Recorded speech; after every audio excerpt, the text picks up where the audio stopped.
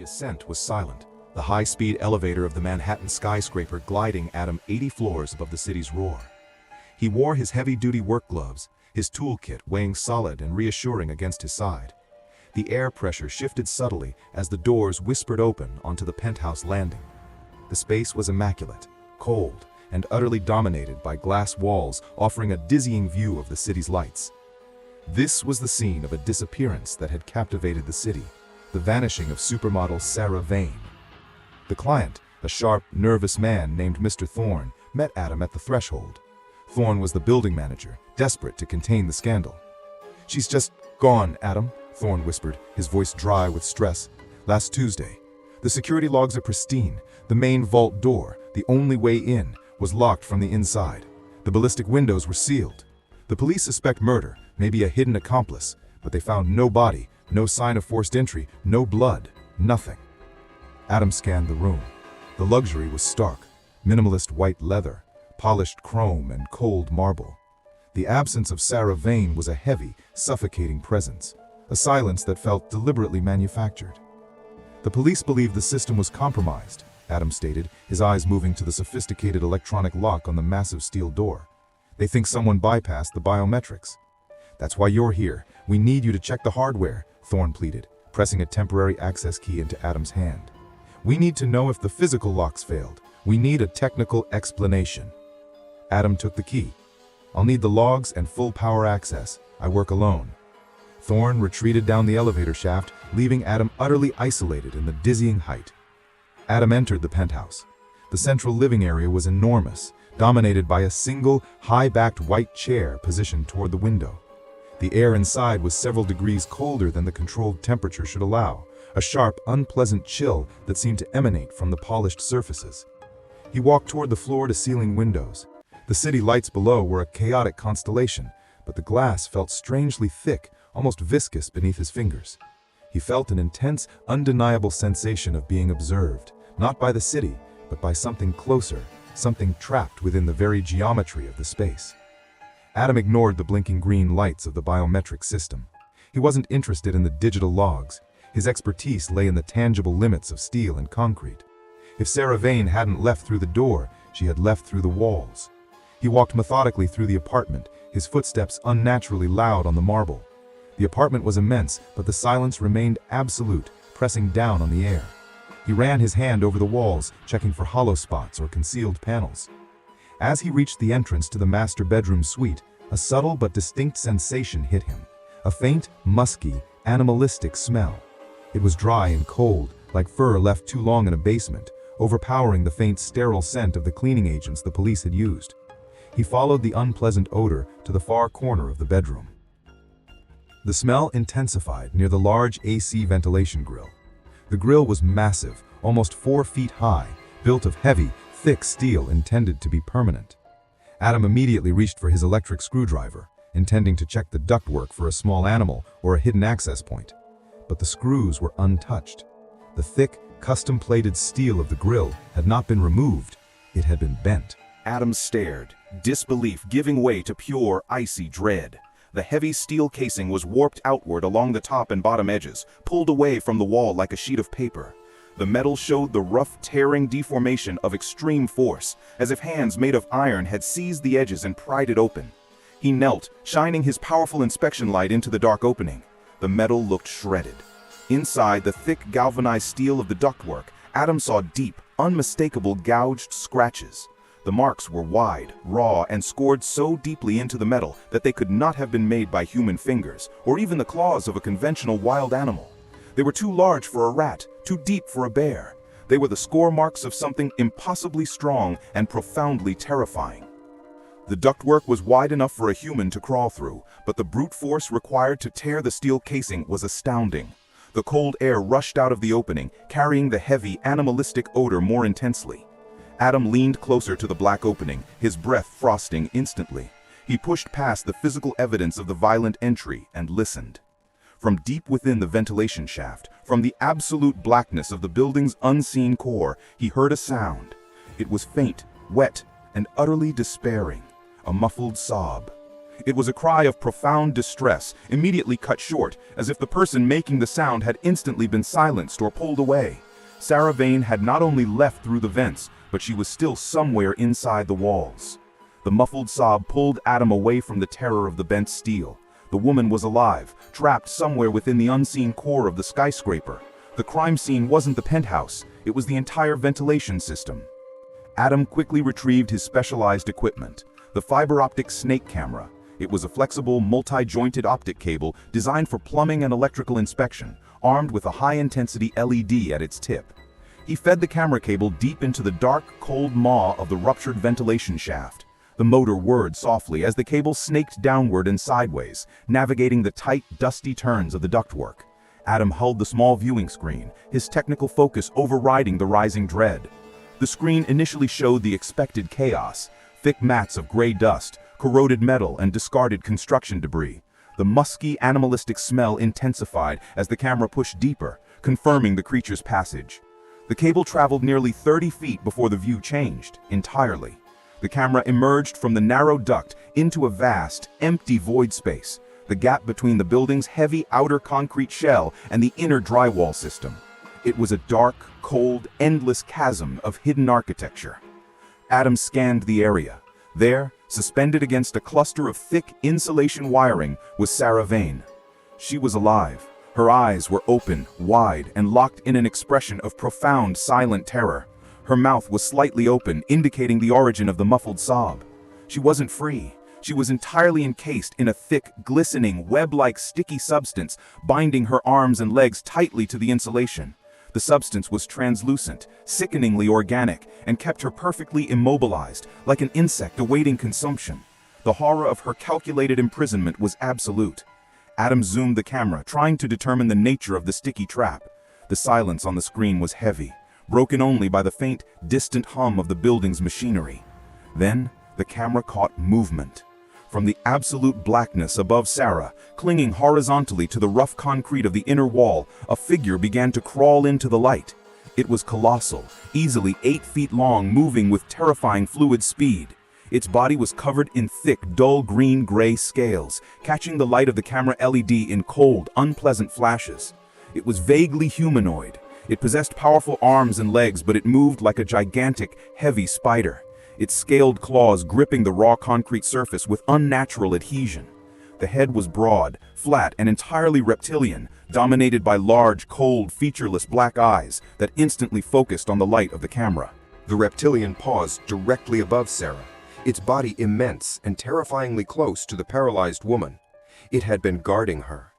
The creature opened its massive mouth, revealing rows of small, needle-sharp teeth, and let out a silent, hissing exhalation that fogged the camera lens.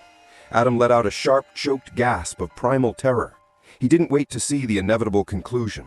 His professionalism utterly shattered, he slammed the reverse motor, violently yanking the fiber-optic camera cable backward out of the terrifying darkness. Adam yanked the snake camera cable violently back into the penthouse, the rapid whir of the motor the only sound against his ragged breathing. He didn't need a technical explanation. He needed a tactical response. Calling the police now would mean sirens, shouting, and a guaranteed panicked response from the massive creature. If the creature felt threatened, Sarah Vane would be instantly killed and consumed. He looked at the bedroom wall, a thin barrier of plaster and sheetrock separating him from the cold, scaly horror he had just witnessed. His adrenaline, surging cold and pure, burned away the shock. He retrieved his heaviest equipment, the sledgehammer. Adam calculated the coordinates based on the length of the cable he had fed into the vent. He found the corresponding spot on the inner bedroom wall, right next to the wardrobe. He pressed his ear to the wall, hearing only the faint, ominous hiss of air circulating in the hidden space. He didn't hesitate. Raising the heavy sledgehammer, he began smashing through the drywall. The noise was deafening in the vast, silent apartment, a rhythmic, brutal crunch, crack, clack of wood and plaster being violently destroyed. Dust and debris exploded outward into the pristine bedroom floor. The noise had the intended effect. From the dark cavity behind the drywall, the faint, menacing hissing intensified, replaced by a sound of massive, rapid movement. The creature was alerted. It was moving, fast, using its terrifying grip on the concrete shell to rush toward the source of the noise.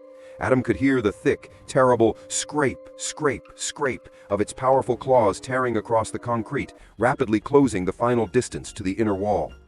Adam slammed the sledgehammer one final, massive time, the sheetrock dissolving completely. The blow opened a jagged, man-sized hole into the terrifying void space. He dropped the hammer and shone his light into the darkness.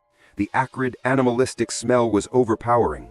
The light revealed Sarah Vane, paralyzed and wrapped tightly in the sticky, organic webbing, suspended just a foot from the newly created breach. The creature was already there.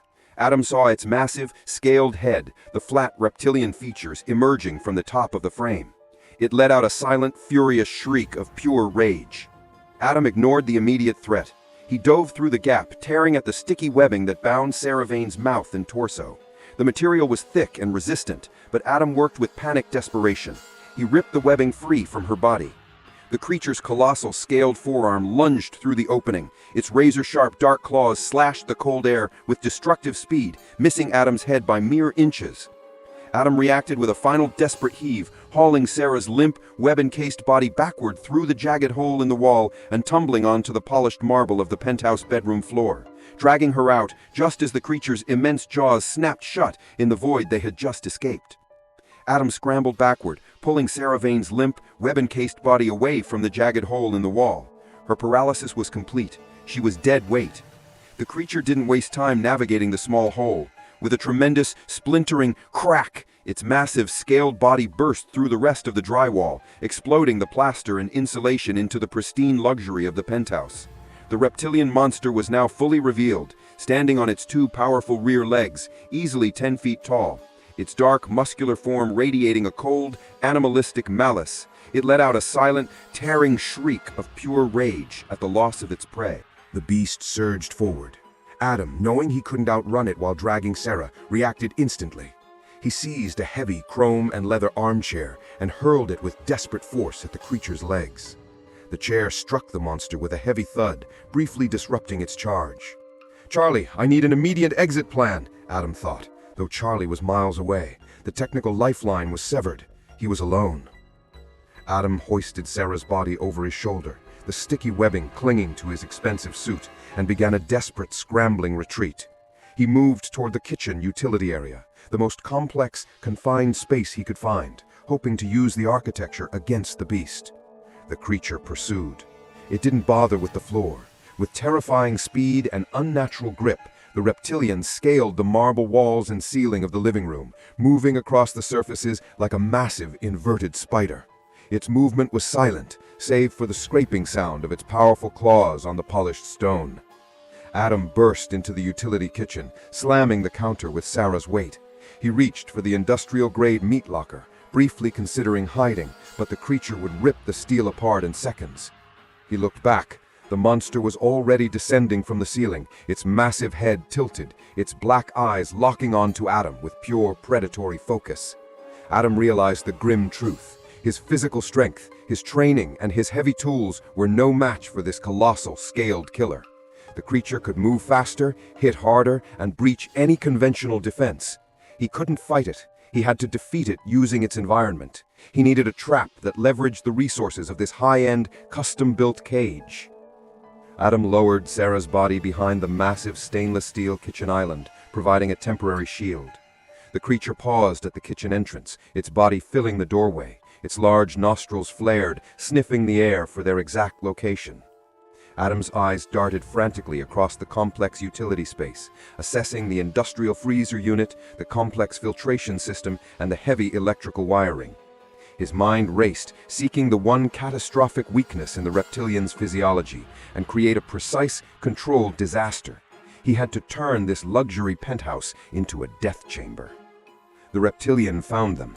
With a powerful, sudden surge, it rounded the island, its massive body moving with terrifying speed.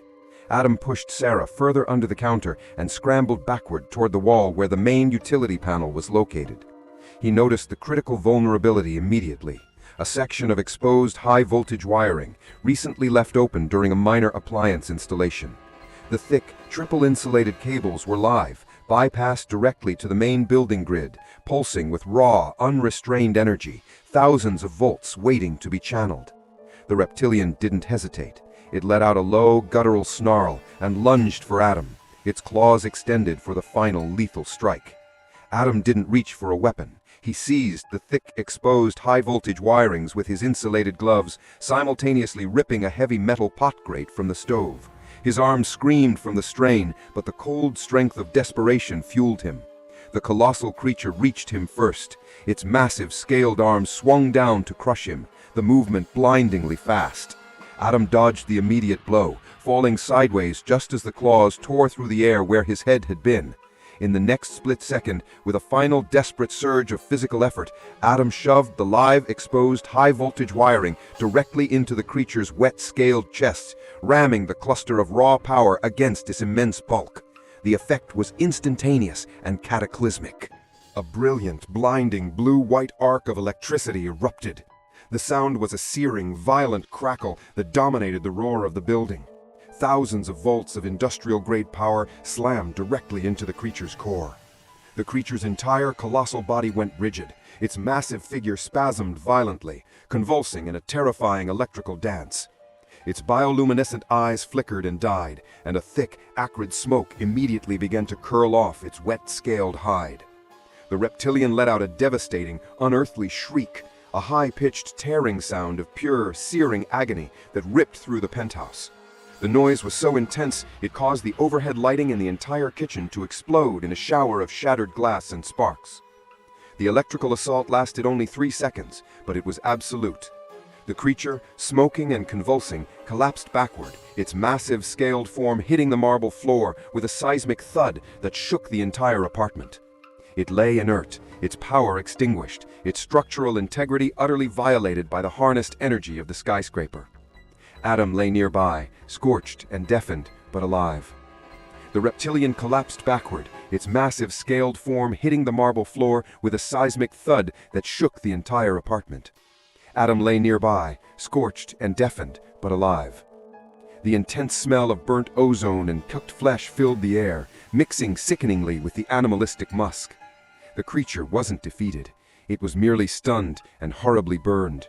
Its massive, scaled limbs twitched weakly, and a low, guttural snarl rattled in its throat. Adam pushed himself up, ignoring the intense ringing in his ears and the blinding pain in his arm. He grabbed the sledgehammer he had dropped earlier. He knew the creature would regenerate its energy rapidly. The monster struggled to rise, its massive body thrashed against the floor, its dark, scaled hide smoking from the concentrated voltage. In a final desperate surge of pain and rage, the creature pushed itself onto its powerful hind legs. It staggered blindly, its focus annihilated by the electrical overload.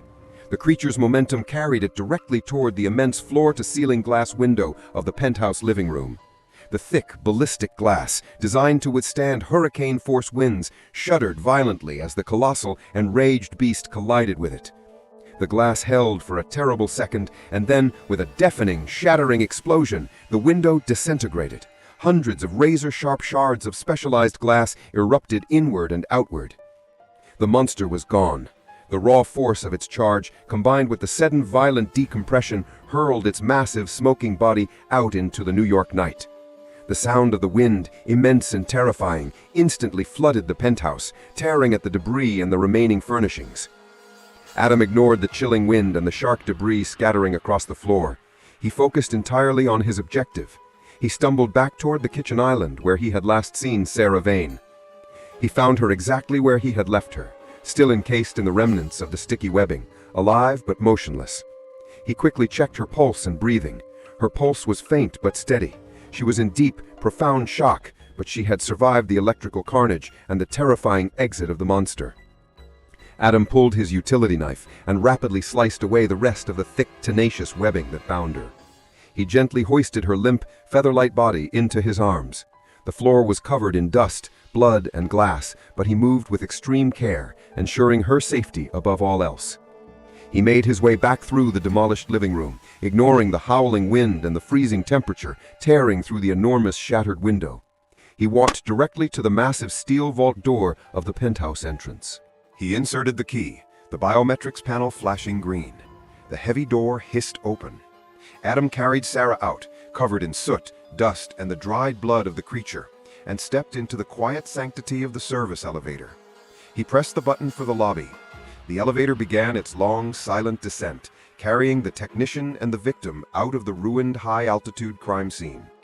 The quiet descent was the last moment of peace. As the elevator doors opened onto the lobby floor, the immediate chaos of the human world erupted. Police, medics, fire marshals, and security personnel swarmed the area, reacting to the multiple alarms and the catastrophic failure of the penthouse window. Adam stepped out, carrying Sarah Vane. He was immediately surrounded by flashing blue and red lights, the chaos amplified by the shouts of command and the frantic urgency of the scene. He gently handed Sarah over to the waiting paramedics, who quickly stabilized her for shock. Detective Reyes, the skeptical officer from the motel incident, pushed through the crowd, her face grim with cold suspicion. She took one look at the debris covering Adam and the terrified victim, then immediately called for a complete building lockdown.